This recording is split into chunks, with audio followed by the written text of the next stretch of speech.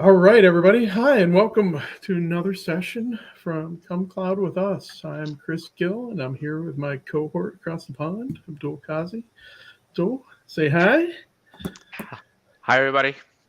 And today we have two awesome guests. We have Thomas Thornton and Nicholas Chang. So, gentlemen, please take a moment to introduce yourselves and welcome to the show. We appreciate you.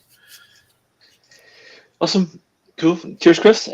We have a slide on introducing ourselves, Yeah, but yeah, I have a slide. I'll start off. My name is Thomas Thornton, currently a senior tech specialist at a company called Kainos, Belfast based, so I apologize for the strong accent now. I'm currently a Microsoft MPP. I think it's my third year, and now a HashiCorp ambassador as well. So I have quite an active Azure blog at thomasthornton.cloud. Certainly feel free to check it out after this session as well. And over to Nick. Oh yeah. Nicholas. I'm a platform engineer, and I work with Thomas. I work with the same company, Kainos. It's based in Belfast, and I have a blog as well. So nicholaschangblog.com, and I'm trying to be more active in the community. So trying to speak more, and yeah. So we got some slide in time. Afterwards. I don't want to say anymore. Awesome. Love it, love it. So let me, if you don't mind, but Yeah. what are your specialties? What do you guys like really enjoy working on from that perspective? Yeah, that's an interesting one. I like expanding my toolkit, to be honest. Currently, I'm a tech lead for a set of, I suppose, delivery teams for, well, full-time Azure, specializing in cloud native. So the likes of Kubernetes, the GitOps, cloud native workloads spanning across quite a fast Azure environment, which is, I suppose, huge. It's 90 plus subscriptions and so on, things like that. So quite some size to scale. I suppose my interest at the moment is certainly the likes of Terraform, infrastructure as code. That's really diving deep down, and I suppose an interest of that is what's coming next. The likes of Copilot and how Copilot can influence the likes of infrastructure as code, your application development, and so on. So it's quite a huge interest in the likes of DevOps and what's next in the future as well. And not just now, Terraform's fine, infrastructure as code, but it's moving towards the likes of natural language and things like that. So spending a lot of time looking at that, and I suppose huge interest in a particular area. So yeah, I suppose that's me in a nutshell at the Awesome. moment. Yeah. I think I'm kind of the same because Thomas got me into tech as well, so infrastructure as code. So I kind of fall in love with like Azure and infrastructure as code, and I'm kind of like currently I'm at work. I do a bit of AWS, and now I'm moving to an Azure project with Thomas, and then fully like Azure DevOps, maybe some GitHub Actions as well. So actually, that brings a good question, right? Maybe for Thomas, because I know Nicholas, you said AWS and Azure. Thomas, you're purely doing Azure, and you're more focused on Terraform. So why Terraform? Why not Biceps or ARM or Uh, Yeah, that's a discussion. I'm laughing. I've had the discussion quite often. I suppose. right? I mean, I kind of opened the can of worms there, so I know. we should actually do a session on that, to be He's honest. throwing the heat already. Yeah, so we've got the ARM v Bicep v Terraform discussion, and then every so often that Pulumi gets asked as well. It's probably the top True. four for definitely for Azure. I suppose Terraform. Why I like Terraform is Terraform state. I'm a huge fan of having something in state. I suppose I'm coming from, well, I came from an ARM background. I suppose like everyone in Azure, there was Azure PowerShell 8 years ago. ARM came along, that was cool, and then sort of Terraform came out of the woodwork with their various providers for Azure and AWS and other, I suppose, cloud providers and even on-premise and so on. And then from there, I've just really enjoyed, I suppose, Terraform. It is quite, I suppose, well, our topic is modularization. It modularized very, very well. And then Bicep came along and sort of introduced that avenue as well. And I suppose Terraform as well is cloud agnostic. I suppose a lot of our work in Kinos is keeping engineers somewhat cloud agnostic or specialize in certain areas. I certainly specialize in Azure. I've worked Azure probably most of my career in Kainos, so the last 8 years, majority of my time has been in Azure, from the old portal to the new modern Slick portal. So yeah, I've been around some time, and I've worked with a lot of, I suppose, infrastructures code, and currently my interest is Terraform. And I suppose, as I mentioned, the benefit is just the state, and having state like that, and also somewhat cloud agnostic. Probably not for myself, because definitely an Azure fanboy, but the others like it because they can lift and shift and move across to other environments, or sorry, other cloud providers.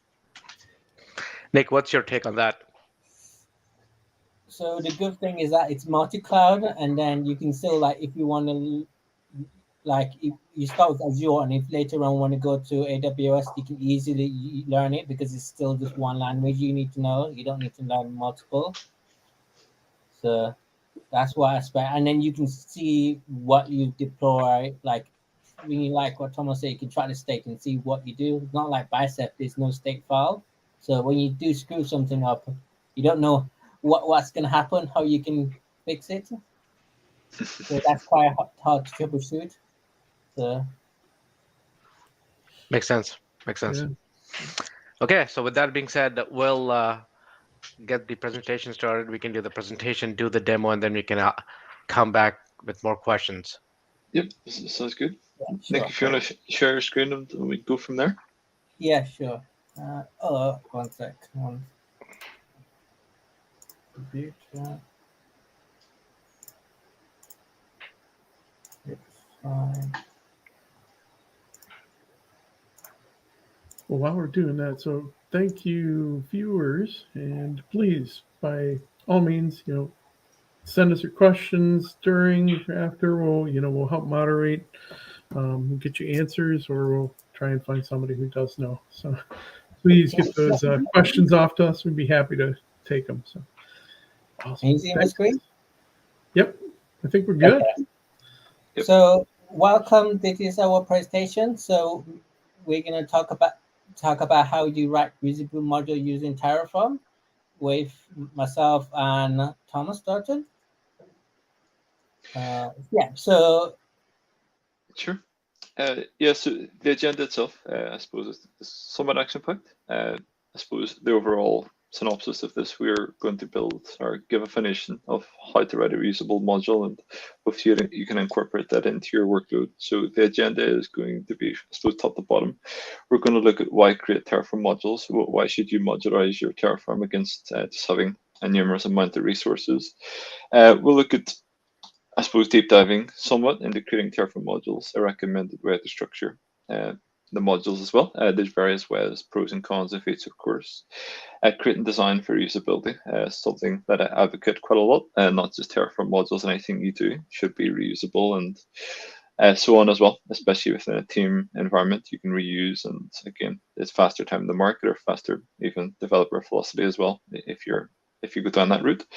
And we can look at using a Terraform module as part of your Terraform deployment. This is moving into sort of demo Nick's going to show. And then we'll also finish with some best practices for those modules, and creating and kicking off your, I suppose, road to modularization. And also we'll just finish with a quick conclusion. And of course, I suppose somewhat chat at the end, and see where we end up from there. So, like before, as mentioned, so my name is Nicholas. I'm currently working as a platform engineer at a company called Kainos. And in my spare times, I love learning new technologies and try to keep my knowledge up to date. And aside from hanging out with friends and family. So I'm quite active in social media. So you can find me on Twitter or LinkedIn. I've also got a blog on nicholaschangblog.com, and also certified in certain of the following: Azure Administrator, Azure Fundamental and Security Engineer. Cheers, Nick. So I suppose we went through this slide a few minutes ago, so probably no point me spending much time here, apart from if you want to give me a follow on Twitter, reach out on LinkedIn, and of course check out my blog, and hopefully you can see my picture as well. That's from the MVP Summit. I really enjoyed that, I suppose, experience, and thought it was a pretty cool picture to include. So that's pretty much me on that. So to give an overview, I want to tell you what's Terraform. So Terraform is a language that is a declarative language that you build resources in the cloud or on-prem resources. So you can also build it using different versions. For example, Terraform Cloud, Terraform Enterprise, and open source. In Terraform, there's few commands, typical commands. For example, Terraform init, which initialize your working directory and the plan, which give you a preview before you deploy your resources. And Terraform apply will be able to apply any resources you deploy to the cloud provider you want. And there's also Terraform destroy will be able to destroy your resources in the cloud. So it also work with the typical Terraform works with Terraform core and Terraform plugin to workflow. So Terraform core is how it works is you have a write, plan, and apply. So the write is pretty much you write the configuration. The plan is be able to preview any changes, and then the apply is just deploying the resources. So and then Terraform plugin is download any providers like from Azure, AWS, or Google to your directory. So for your configuration. In Terraform, there's also a thing called TF state. So that's a single files that holds your configuration files, your Terraform files. So we have normally Terraform is quite popular. So they have different. It's being like on the right hand side, this image of different like global companies that use Terraform. So it's like AWS, Google Cloud, Cisco. So there are some of the major companies. Cool. And I suppose just on that, Nick, there's a lot of documentation we can link at the end as well for them, cloud providers and companies as well. There's various resources and whatnot. You can begin to build your modules from there as well. Cool. So I suppose you're probably wondering why create Terraform modules and why not just use the 10 resources you're going to deploy or the 100 resources. I suppose with bullet points on the screen. So starting off, increase maintainability. So you could be deploying the same Terraform across environments, across customers. It could be 10 environments, it could be 100 customers. So it include, I suppose the first main piece increases maintainability for Terraform code. You can lift that one module and carry it across to 10 customers to 100 environments. And within that one module as well, say for example, everyone's probably familiar with a virtual machine. So we're deploying 10 virtual machines for customer 1 and customer 10 is looking 100. And we can simply run one update in the module that can be deployed across all the environments as well. And of course, next into that would be your navigation. Of course, it's going to be easier. So once you've got the modules, that's the heavy lifting of your, I suppose, infrastructure as code. There'll be more on that somewhat later. Nick's going to show a demo and how you would pretty much do the heavy lifting in your module, keeping that somewhat static depending on your code lifecycle, your development lifecycle. And your navigation is a lot easier once you've got the module created. Next, provided consistency, of course. The modules can be somewhat a source of truth for X amount of environments or X amount of customers, and updating the module could sometimes be interesting as well. But we like to keep our modules simple, and of course, I was going to say I preach that quite a lot, keeping it simple and certainly do not repeat yourself, whether it be Terraform, Bash, and expanding code bases from there. So Thomas, what do you mean by the source of truth when you mention that? Yeah, it's interesting. Depends on your deployment strategy. So you could have 10 modules, and that would be the source of truth for your 10 customers as well. And depending on versioning and so on, if you version the module, things like that, you can have version 1 or version 1.x if you go down the SemFire route and so on. And that's where you can, I suppose, begin really ramping that up as well, and again keeping consistency between customers and between environments. So that would be that version control is quite very important to it. Yeah, certainly version control in any sort of development like that. And also, of course, everyone's favorite source control. So keeping everything in Git, and we'll show later as well the way you can structure modules, monorepo versus, I suppose, single repository per module and so on. And suppose moving down through that is next is removing environment drift. And again, I'm pretty much repeating, provides consistency as well, and allows you reduce environment drift. So you create your modules and all the environments will deploy that same module as well, or all the customers, depending on your, I suppose, customer base and interests as well. But certainly if you're running 10 environments, that same module will be deployed to all them as well. So again, this is where it reduces environment drift. And if you've used Terraform before, you don't want to, you don't want to try introduce any environment drift. Working with state files can be interesting when there's environment drift there. Next is code organization. So again, you structure, you sort of, if you're building a house, you want to understand the structure, the structural, suppose building from the ground up. So looking at that, we'll discuss that later as well. And of course, best practices. So it allows you to introduce best practices a lot easier, and I suppose a more simplified approach rather than having 5 customers having 5 different types of resources that they're deploying, rather having it all under one roof. So what does it mean by environment drift, if it was coming here? Cool. Yeah, so environment drift, I suppose, like anything, you're drifting from the source code base. So if we look at it from a Terraform perspective, and yeah, we can use virtual machines again. For example, if you create a virtual machine in Terraform with this U type of base series, and someone goes into the portal and for some reason creates a D series virtual, edits it to a D series virtual machine, we'll be hoping your alerting picks that up. But if you go to run Terraform again, that's where the environment drift can happen. It's out of sync with your Terraform code. At different VM SKU, or if there's something additional on the virtual machine, for example, or something in your network has changed, your virtual networking and so on. Yeah.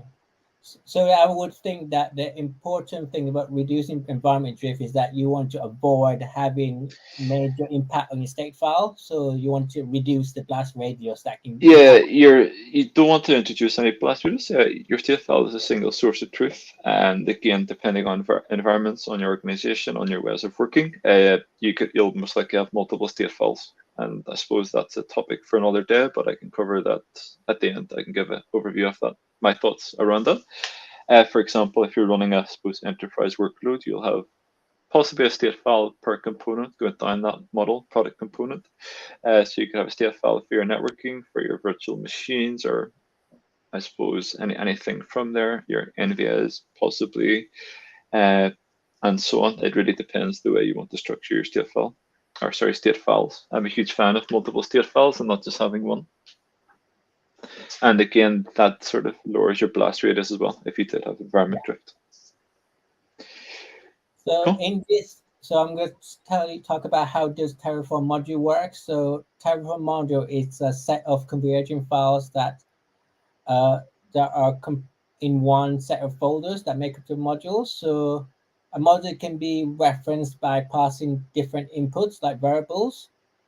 And you, for example, you can have a module like a storage account that define a set of like variables or account name regions, which are classified as variables. And you can reference other outputs from it, which will be from another modules, which will pass as an input. Cool. Awesome. So structuring your Terraform module, you're probably wondering somewhat how would I structure that? So again, I sort of mentioned plan from the start. Think of it as you're building a house. You're going to build a solid foundation before you put bricks or wood on your house and so on. So certainly plan from the start. Think of it sort of even mapping a road trip, where you want to end up, what you want to achieve. And again, start pointing that down, even in a notepad or in a sharing mechanism, depending on your way of working. Certainly a lot easier if you're working from any sort of plan rather than deep dive. You want to build, I suppose, your whole environment, but you're unsure how you want to modularize or what you actually want to modularize. And certainly, I'll reiterate again, keep it simple. Enterprise workloads, as complex as it is, you don't want to have your code base so complex that it takes 2 weeks for someone to onboard and really try and understand what's there or what's out of drift and so on. And moving on, the sort of separation of concerns principles. So anyone who's coming from a developer background will probably have heard of that before.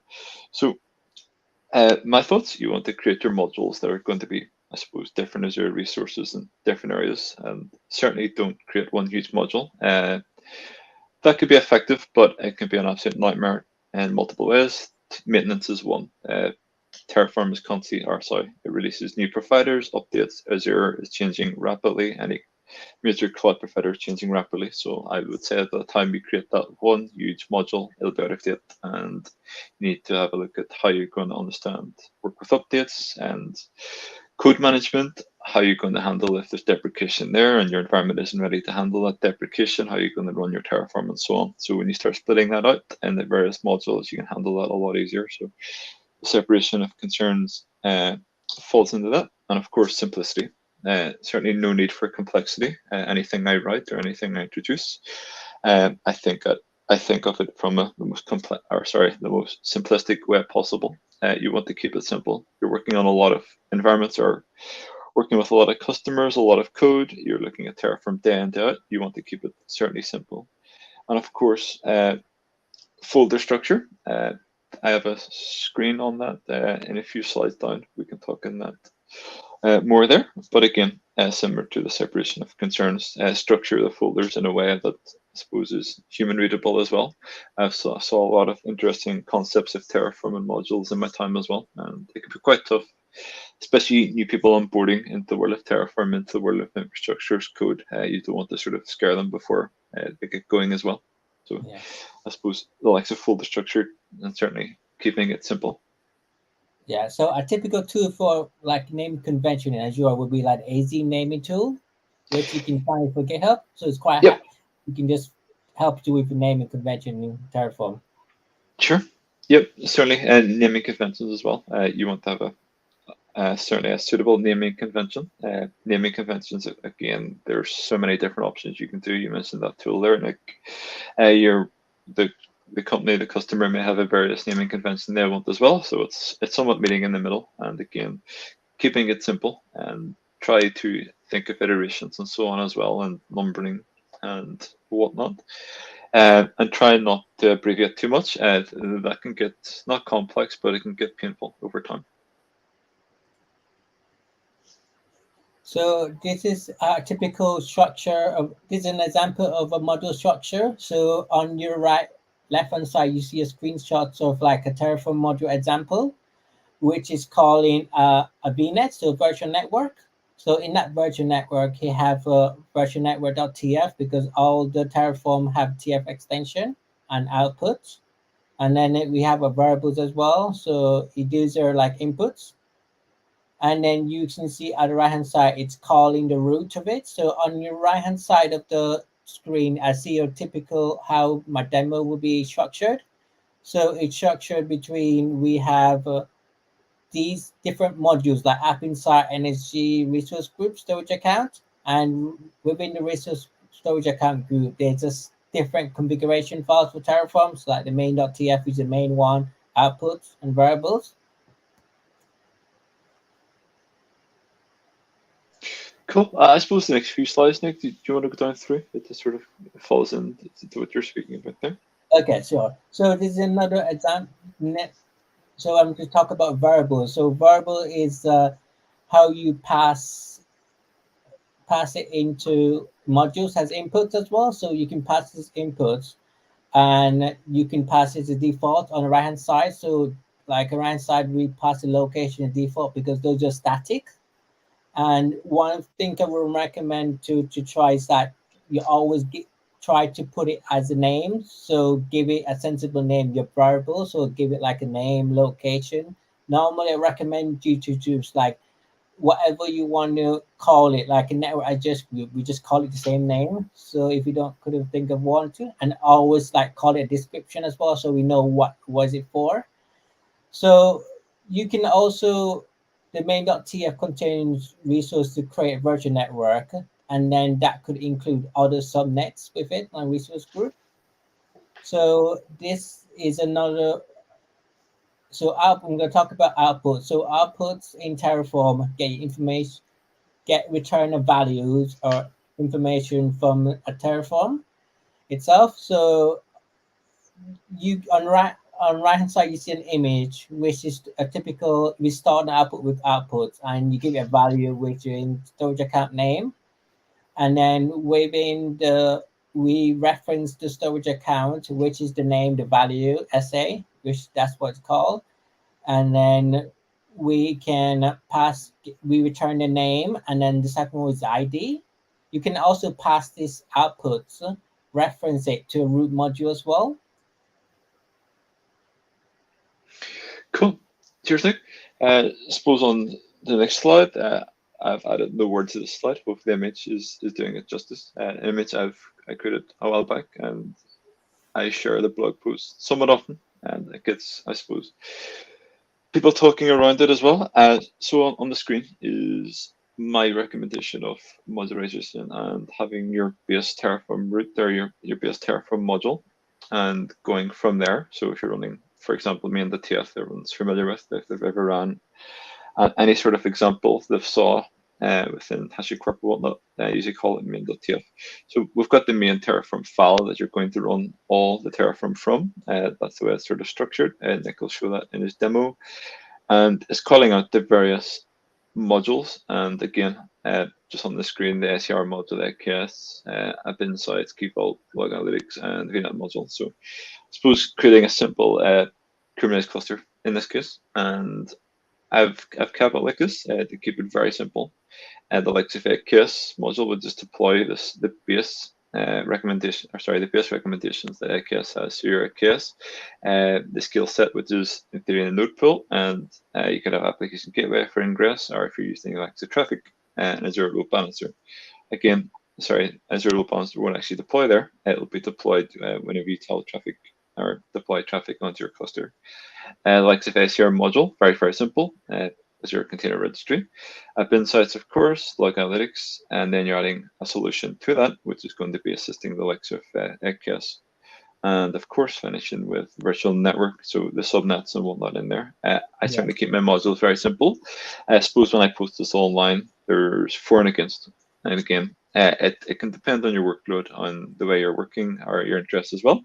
I certainly come from a keeping it simple background, and it's what I like to influence as well, if I can, keeping it simple. Again, you're running these modules to be deployed to 10 environments, and you could be on, I suppose that environment could live for the next 5 years. So you want to keep it simple as possible now. So in 3 years' time, you still understand what the module does, or someone new onboards on your project. It's quite simple.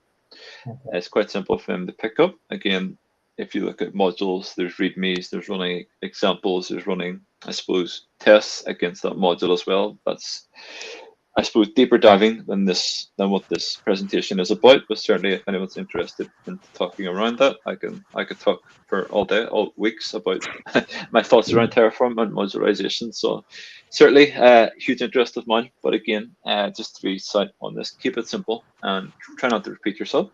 Again, it shows multiple resource groups here. That depends on your strategy and your interest. You could have one resource group deploying it all if you wanted, or the separation. Again, from a costing perspective, from a way of working, there's so many thoughts around that as well. So Thomas, So- since you have in the AKS module, you have AKS and a resource group, but its virtual machine skill sets, app gateway as separate resources, or it belongs to AKS? Yeah, so whenever you deploy AKS, the actual resource, it needs what is called node pools. So in theory, they're virtual machine skill sets. It will run a system user node pool somewhat by default. You could have 100 different node pools depending on the size of your AKS cluster. And application gateway comes from an ingress side as well. So ingress is, I suppose this is an AKS talk, but ingress, for those who aren't familiar with, it's the gateway into your Kubernetes cluster. So the likes of application gateway, you've got your traffic, and Nginx is the other two sort of open source recommended ways as well. And there's various other ingresses as well. But that's probably the top three. Is quite common in any documentation as well. So Thomas, from a Sure. module standpoint, where do you see the Azure landing zone module for Terraform coming in? Because I guess that's going to be the first one, right? That's the first module coming in. Yeah, so landing zones, very, very common for any sort of customer engagements or working with customers now. And from a Microsoft side, they're really documenting landing zones and how they should be. Yeah, I certainly see when you're deploying a landing zone, you still need to modularize as well. So if you're deploying this sort of hub spoke, which is probably the most documented way possible and certainly recommended, you'd be deploying your hub spoke in one module, and then the likes of subscription management and so on could be in another. And then when you go into the spokes, it really depends. There's pros and cons, and depending on the documentation you look at.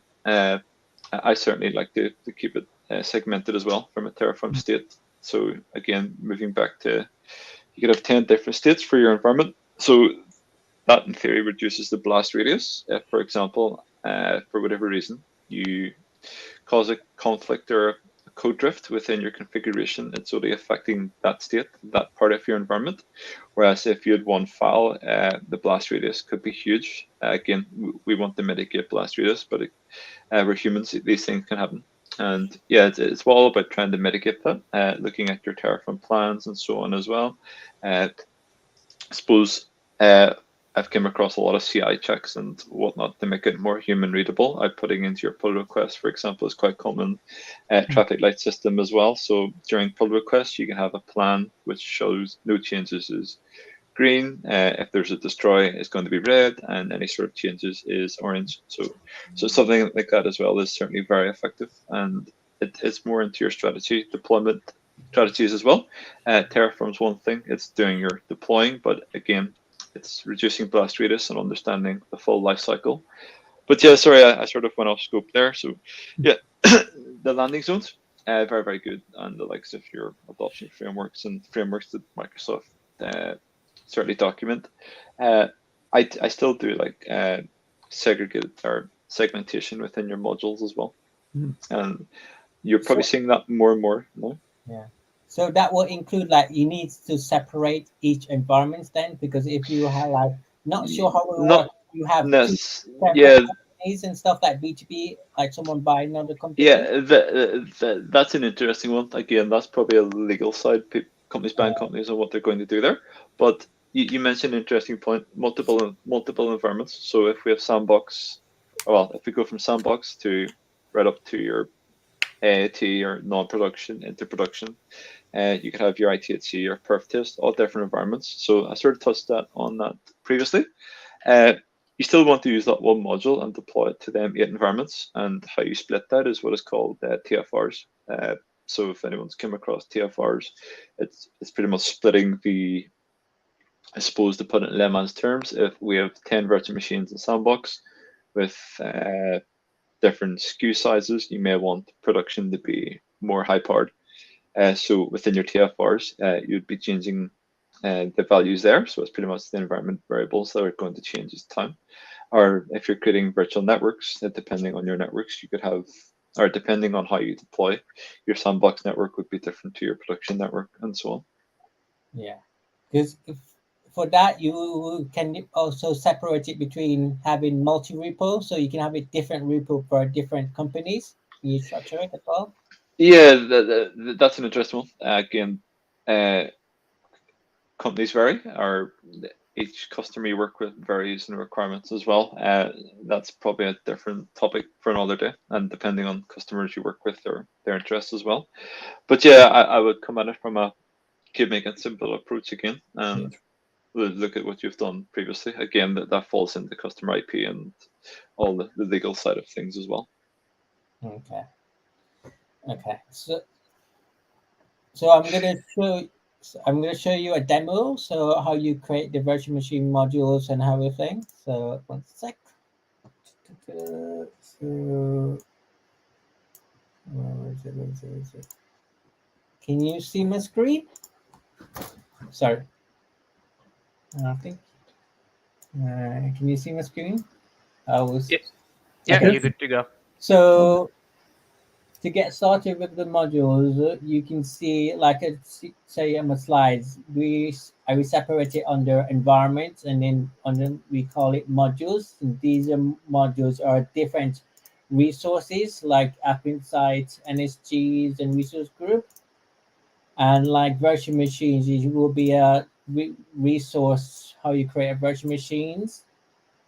And to call it, once you create the virtual machines, these would normally call submodules, which can use to reference the root modules that in the presentation. So root modules can be called main.tf, or it's normally called main.tf, which is the root of the other modules with references.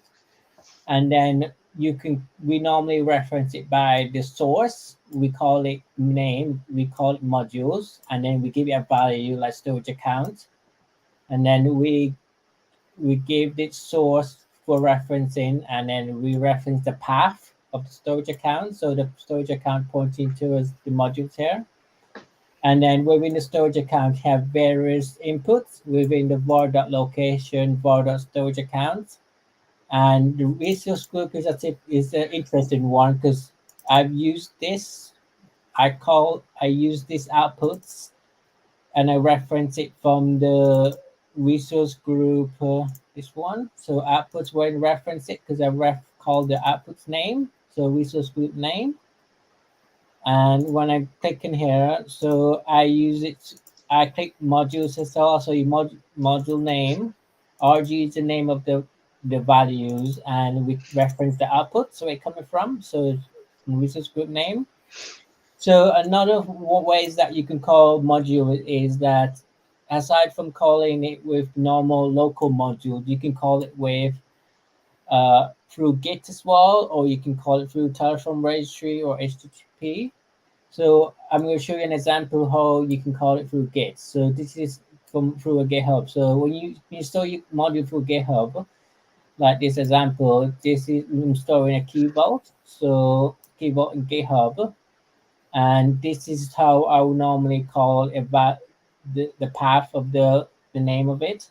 So the difference is that when you store a module in GitHub, you always give it a Terraform Azure RM, and then you give it the name of the actual resource .git.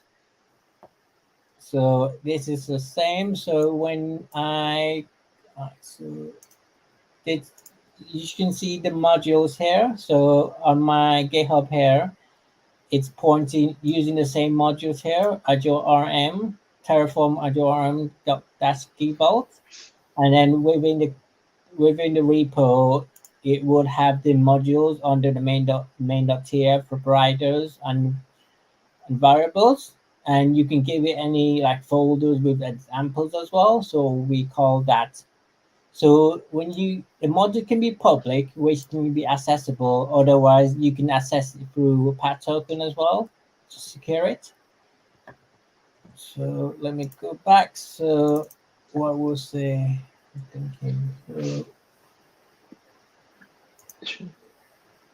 And I suppose just on that, Nick, if you want to, yeah. So you mentioned environments. So there's an environment that have different tier walls. For example, the tier walls could be like in bicep terms values. So values that you pass in between in different environments. So I pass in environment names dev and then storage account name here. So these are hard-coded values that when you pass it through Azure DevOps or anything, you can pass it through runtime. Sometimes these are like changeable values as well. So we normally put in values here that's changeable on TFRs that can be easily changed, like username, VM size and stuff. And we can also have a TFR per each environment, so it's easy to like deploy it. So like a dev, pre-prod, staging, and prod. I suppose just on this, Nick, as well, the admin password is plaintext. So this is a demo. There's ways to hide that and so on as well. So you can just use the word sensitive. So since that was a demo, I just want to see how you can hardcode password. So I wouldn't recommend hardcoding your password like this. So since it's a demo, you can use the sensitive values as well. So you won't see anything on your Terraform value. It just marks it as sensitive, so it's blocked out.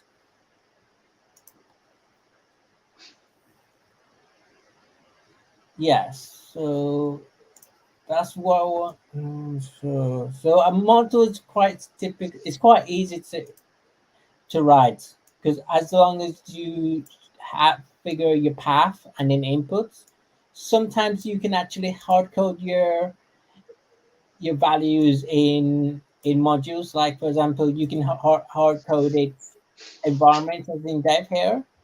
instead of using the TF files, you can use it as an option as well. But normally you need to consider when you hardcode values, you need to make sure those are it would be static. So if it's static, don't normally change it. So it's like a typical one would be location because you don't really want to change location. Yep.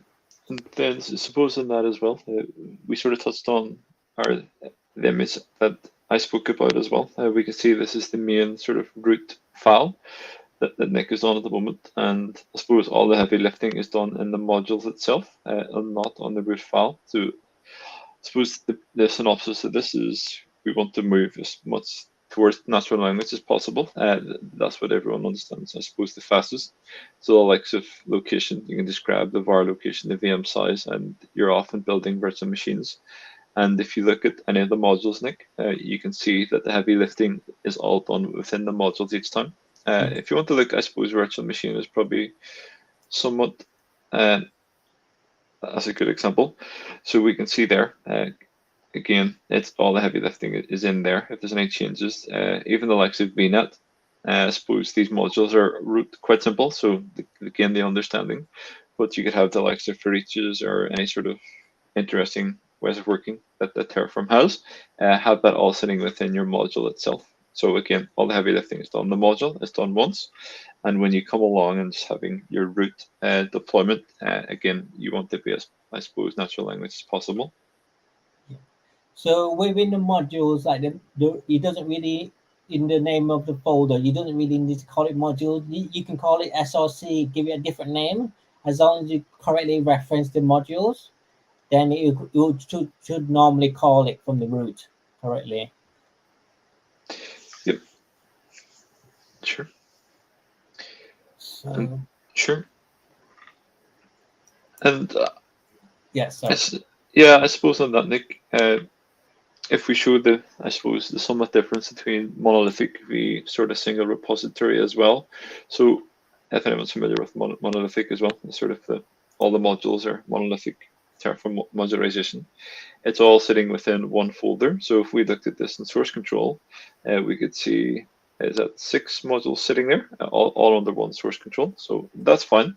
But if we had, I don't know, 20 modules, and again, when you start running updates and your sort of automation for, if you have a Renovate bot coming along and it sees new updates, and again, it gets very interesting over time, quite noisy. You want to reduce the noise and sort of reduce even the blast radius on repositories as well. So there's pros and cons to a monolithic setup. And then Nick has the example as well, where one of the modules is sitting off in its own area, where that's certainly useful for even adding the likes of readmes and suppose your way of working as well. There's TF docs, there's other CLI tools that can spin out readmes and start producing content as well, that people come along and understand, I suppose, a more simple process when it's sitting on its own. Yeah. So would you recommend to use monolithic repo, which is like typical repo that I'm showing you, or multi-repo, where it should have different repo for modules? Yeah, it's interesting, and depending on the size of your environment, if you're working on some enterprise workload, my opinion of that is have a single repository per module. Again, working on the likes of automation, Renovate, and whatnot, the sort of dependency checking, it's a lot easier to maintain, and you can even write tests during pull requests that can test your module, test the changes that it's recommending, and so on. So your automated testing is faster. Of course, you can automate tests for a monolithic repository as well, but that increases complexity. I suppose the end goal is getting as fast as time as possible, or at least time it takes for your pull request, understanding them, getting them into your code, so the real value is at the end users or at the end environments. Yeah. So in this demo, you can also have like a stage file for dev and then pre-prod and staging, right? Yeah, so you would run a state file per environment at least, and again, you can run state files per modules and so on as well. That's certainly a topic for another day, the state file saga, that is always interesting. But again, I sort of touched on that. I like to have multiple state files per environment. It reduces blast radius, and I suppose influences or increases somewhat psychological safety as well.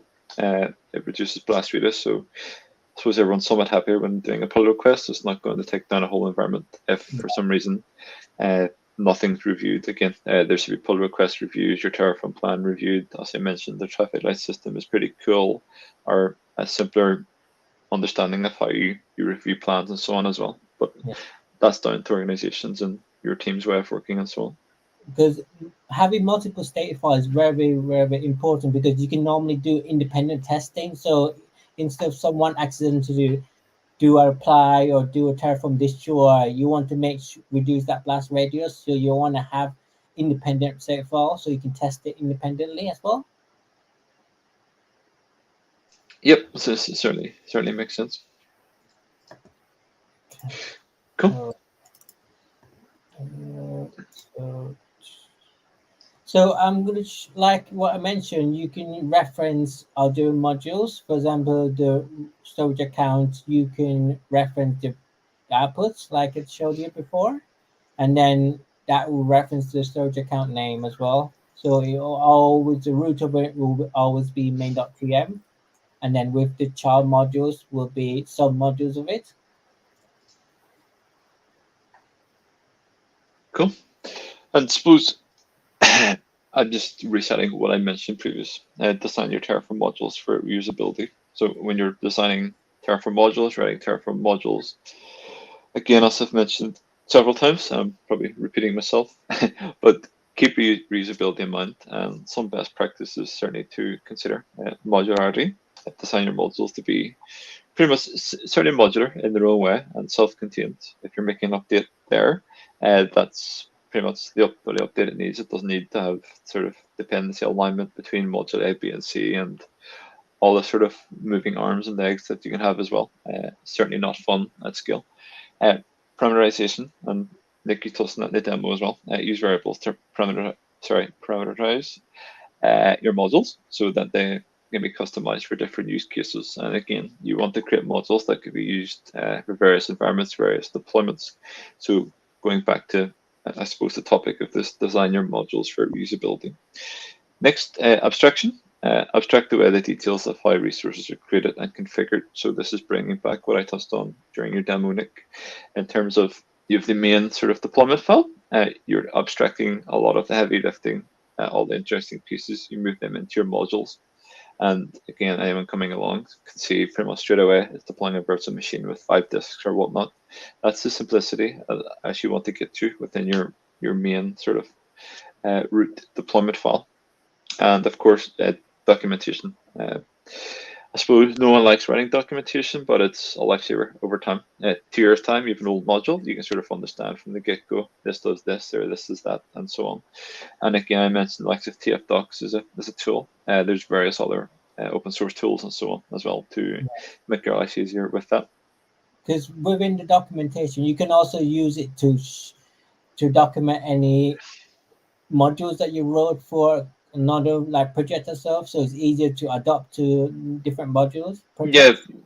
Yeah. Again, you write your modules, as I mentioned, sort of generic and keep them quite abstract. So you can lift from customer A to B or project A to B and so on. And again, there isn't much changes. Well, there's no changes. They're written generic, so all the changes is done within your, I suppose, your main repository again. So if we think at it from a natural language, or the simplest way is us to understand this VM name equals, say, Thomas, VM name equals Nick. We want to get down to that scale. So I want to tell you some best practice of using Terraform. So normally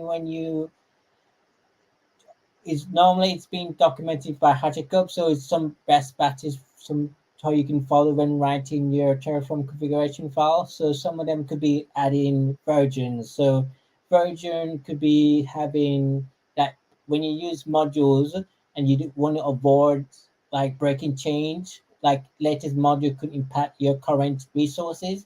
You would pin your modules to a certain volume, certain version, so it doesn't actually increase by itself when new modules being updated.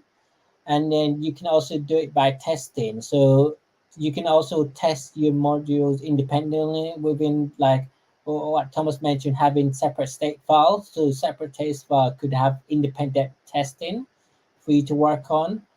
And so documentation is similar to what Thomas mentioned, but you can also it's one of the best practice to document your work just in case we came to an issue with our modules, how we write the modules, so new starter can naturally follow the documentation as well. So security is crucial in Terraform because we want to maintain the security of our vulnerability in our code. So we want to use some of the Terraform tools, for example, checkoff or tfsec to be able to scan our Terraform configuration that we write, because we want to write code has lowest vulnerability at time. So the best way is to actually keep checking, keep looking for follow the best practice for security, and just minimize the vulnerabilities in our code, because any code does have vulnerability as well. So even app code or Terraform code, we need to make sure it's less vulnerability. So reusability. So reusability could be that's one of the best practice, because you can also share the modules between different projects and stuff. So store it in Git, and the colleague could actually pull that module and reuse it as many times as possible. So always use modules to standardize deployment. So modules is one of the best practice to keep reusing. If you have configuration that you deploy 20 times, you want to just write it once so you can deploy many times as possible, so it saves time. So you can have a module that bring up a new environment because it's quick as possible if you need it within a time frame. And like what Thomas mentioned, always follow the KISS principle. So avoid writing complex code. So, and then keep it simple. So write code on that you can understand, your colleague can understand if it was a new starter, and just keep it simple and just see if they can understand it. Yeah, and just don't repeat code itself. So avoid copying, pasting, avoid repeating yourself in the Terraform in code.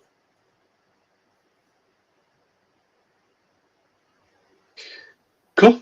I suppose conclusion on that. So just on this as well, and I suppose reciting what Nick has said and what myself has said, the two principles: keep it, I suppose, keep it dry, and certainly do not repeat yourself. Again, that's for any sort of Terraform, not just modularization as well. And certainly look at following best practices. And I suppose best practices as well is interesting. There's Terraform best practices and what they recommend, and possibly what yourselves as a company or as a customer will not recommend as well. That's fine. And then of course best practices that Azure, AWS, GCP, for example, include as well. So it's taking a mixture of all of them and building a product from there. Sometimes there's no right or wrong way. It could be the way your customer is working, or the way your customer wants, or the way that has been developed and so on. So there's best practices is always interesting, but try and keep that as the standard principle. But sometimes that can drift from what is called the best practice in Azure, but it mightn't be the best practice for customer A, B, but it's fine for C, and so on. So certainly keep that in mind. Yeah, because that could mean you can have a client following the best practice, but sometimes it's harder to, in certain circumstances, to follow it, because it means you have more work to do to change it around the code. Yep. Yeah, certainly. Best practices can certainly be determined somewhat by various avenues as well. What's in Azure documentation is totally fine. Best practices, your frameworks, and so on. But you align them to what you're looking to build as well. So I want to. This slide is just more information where people can actually read. So these are some recommended blogs and stuff. So Thomas have a blog on create, write, and use Terraform modules. So it's quite interesting as well. And he also, there's two blogs that he wrote. And then we have some GitHub on GitHub as well. So it's some step-by-step labs as well. I've also, my side and so I've also got some blog on Terraform as well, and then there's more contents from from Thomas itself on Terraform. So yeah, you can also scan my barcode on the right left hand side to get more information, resources that you need. And thank you for listening. So do you have any questions? Awesome, guys. Well, yes, we have a ton of questions. So you guys did so great that we're probably going to be here for another hour or two addressing all of them, but that's okay. No, just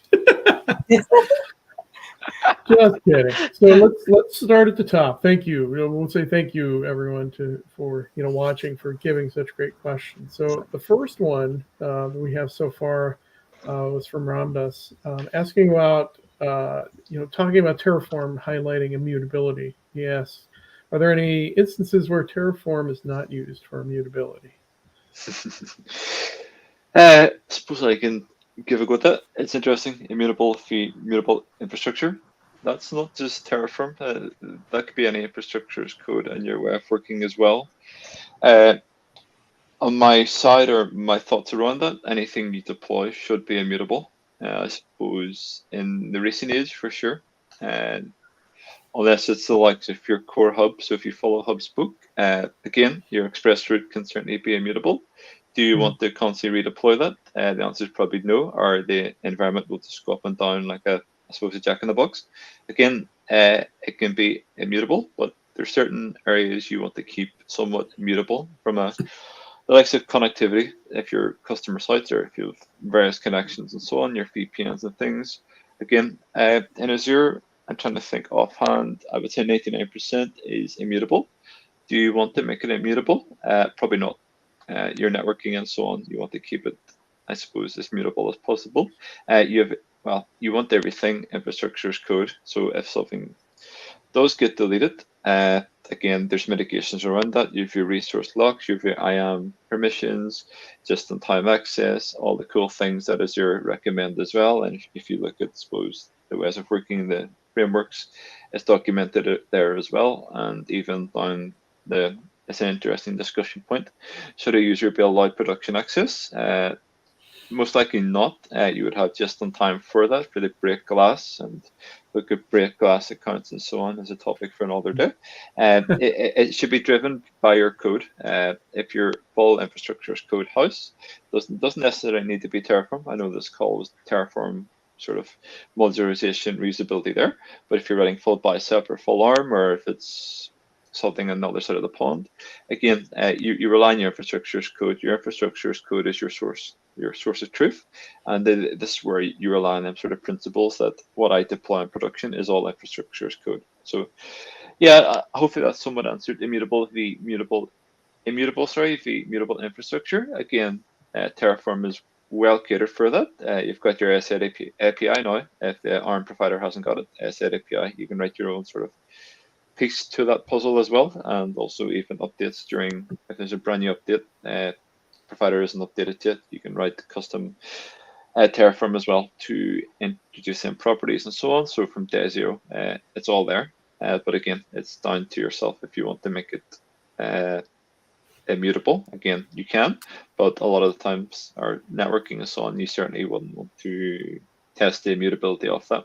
Like if express route connections or any sort of endpoints into your environments, you want to keep them fairly static. Got it. And just one clarification, and I know I'm jumping around a little bit, but Sure. What about databases? So would we want to keep those immutable? Yeah, they can be, but it's your data, so you want to keep them, I suppose, as static as possible. Again, if you're deploying Postgres, you deploy it using a Postgres module you create, or if it's your SQL, or if it's your blob storage, for example. Again, that's not databases, but it's still data in some context. Again, you need to look at your backup strategies and so on as well to ensure that's all aligned. You can make anything, I suppose, immutable, but do you want to start deleting your production data every day? The answer to me would be no. But again, yeah, if it's non-static content there, unless you're recreating labs for your business, then maybe. Yeah, sandboxes and so on. Certainly to blow them down every day from a cost saving exercise. So Yeah. what do you think is like mutable infrastructure as code then? Will it like be Plumie, or because I know Terraform is immutable, so because you can sit down and Yeah, I suppose it depends. I took it from the aspect: do you want to blow your resources away, or do you not? So immutable, if immutable there. Again, yeah, the likes of Polymia as well. It's quite somewhat static. Again, I haven't used it much. It can be a tough learning curve if you're not from a developer perspective. Developers love it, the devs love it because it's sort of their sort of side of the pond. I come from an old infrastructure background where you're writing PowerShell and Bash and you thought it was absolutely awesome, and then you're blown away with ARM, and then you've got the likes of Terraform now. Awesome. Thank you. So, next question. I'm going to try and I'm navigating a couple of these because I think this came up 3 or 4 times, but I know you both touched on the passwords. So we did the whole clear text thing, and everybody's like, "Oh my God, I'm using the same password. I shouldn't do that." Yes, certainly don't have. So any recommendations, best practices, like how do you maybe we could frame it as how do you both regularly handle secure types of inputs? Yeah, it's interesting. It can depend on what you're using. I suppose day to day, is Azure Key Vault for 101 secret management. Of course, there's certificates and things around that. And then we deploy a lot using Azure DevOps to use variable groups. Feel free to check that out. Just to plug my blog, I've got a how-to on that. So you link your variable group to your pipeline. Your pipeline is as code, of course. And you link that to your key vault. So you've got your versioning and whatnot in your key vault, and then you've got your IAM permissions, and then you have your, I suppose, trace log to see who was changing what and so on. Very cool. So I suppose in short, key vault to me, but again, the likes of if you're a Terraform Enterprise house, you have secret management on that side of the field as well. And I suppose AWS would have somewhat equivalent in GCP. I'm not familiar offhand what they are, but they would have something quite similar. Awesome. Yeah, just at least from me trying to simplify it a little bit. So from that perspective, you're reaching out via either a web URI or whatever to get that value. So you're ingesting them into your Terraform at runtime. I suppose the load down off that, and you keep them in the likes of a Key Vault or Terraform Enterprise or somewhere, which is secure storage in theory. Awesome. Perfect. Abdul, do you want to maybe take 1 or 2 of these questions? I lost track of where I was. Sure. So there's one question about how is documentation done in Terraform via comments? That's interesting. Again, next demo had some comments there. That's fine. Again, it's interesting. I'm a huge fan of having as simple as code as possible. Even your comments, if you're adding lines of comments, your code's not simple. It's not, you're writing complex code, probably unnecessary a lot of the times. So you want to leave comments in code in general, to me, as least as possible. So 1 line's fine, or Nick was sort of demoing virtual machine and so on. But if you're deploying, I suppose, from a customer perspective, you probably have an understanding of it's a virtual machine and so on. In your modules, you may have an interesting for each loop. Again, for eaches and so on, you see that for I equals X and blah, blah, blah. Not a big fan of just having letters and so on. I can understand some aspect, but you want to have sort of a word there that it's doing for, I don't know, virtual machine and virtual machines, or for function and function apps, or for X. I'm trying to think of something else there, subnets and virtual network or something like that. You want to go down to that level. Again, it's down to how you write your Terraform as well. You want to reduce comments.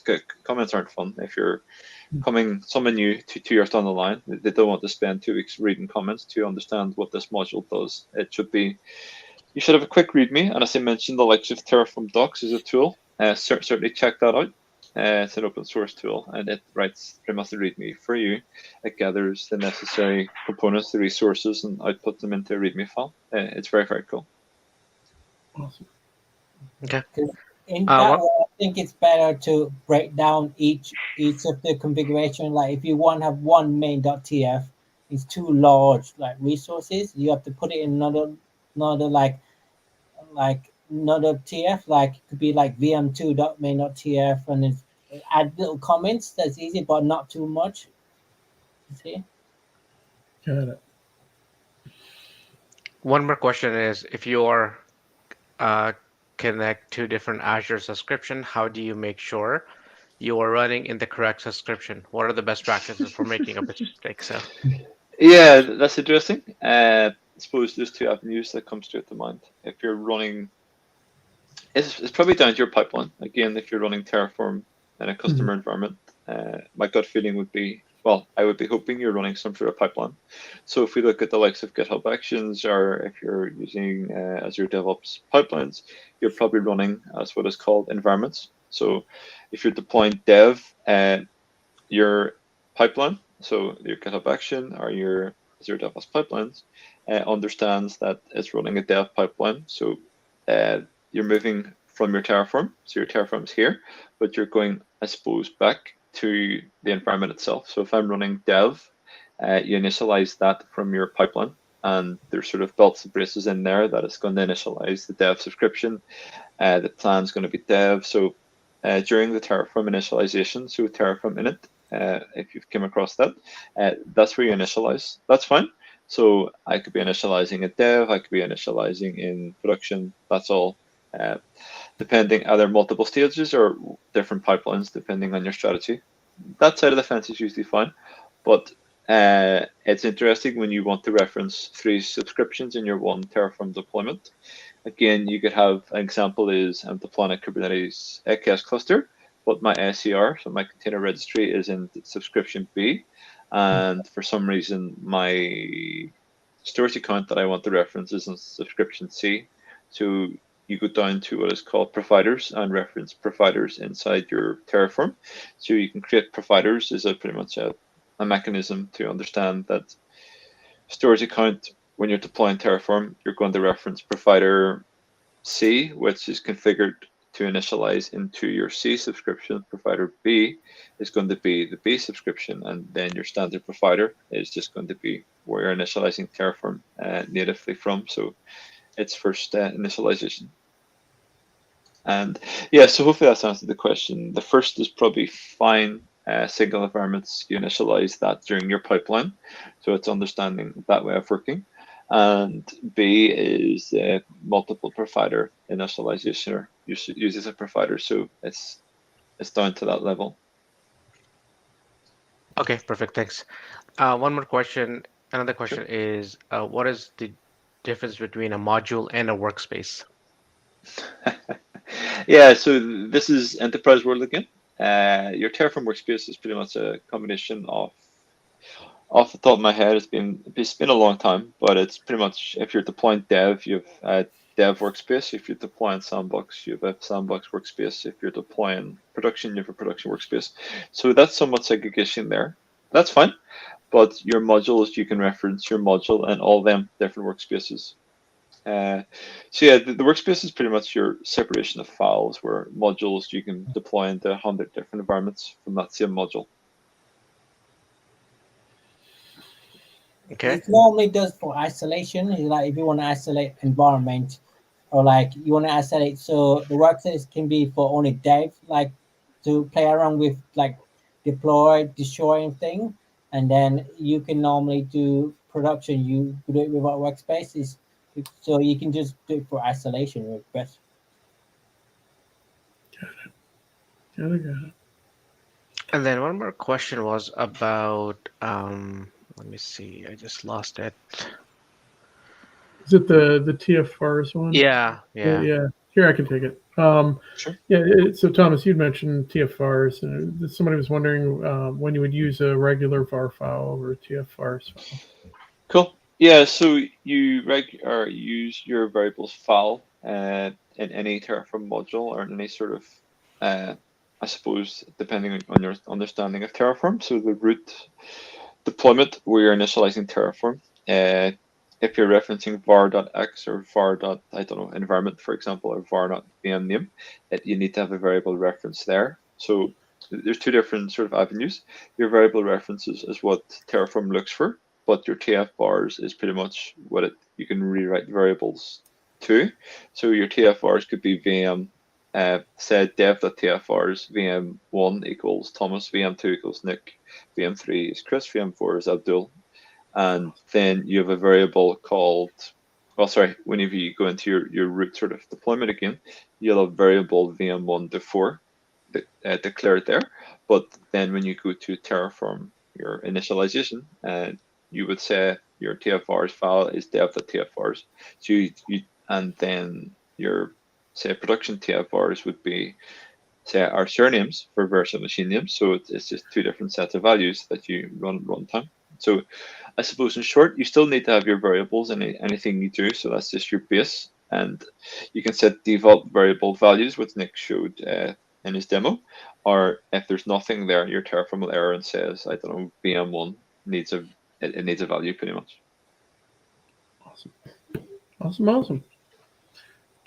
I think that mostly covers the questions that we got from our viewers.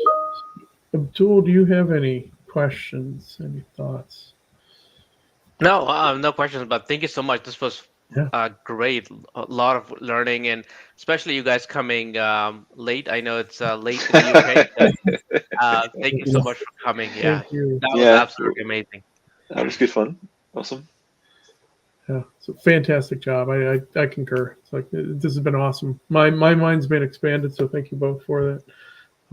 You know, I'm a little rough in some of these areas, so especially around Terraform. We'll just say that. So this is awesome. But thank you both. We'd love to have you back sometime. I know you mentioned a couple of different segues on different things, but great depth, great experience. So sure, have you guys used Bicep before then? Take it or. Yeah, okay. So you prefer Bicep over Terraform? I don't know. I don't. I haven't used Terraform enough yet to know. Yeah. So for me, I just need to dig in, and this will inspire me to do that. So, but awesome. All right. Well, with that, again, thank you all. Thank you to our viewers. Thanks for the great questions, gentlemen. Thanks for a fantastic presentation. The demo gods were with us. They smiled. Or goddesses. But again, thank you all. Please, if you're not subscribed, make sure to smash that subscribe button, and we'll see you next time on Come Cloud with us. Have a great morning, day, night, whatever time it is. Take care, everyone. Thank you. Thank you.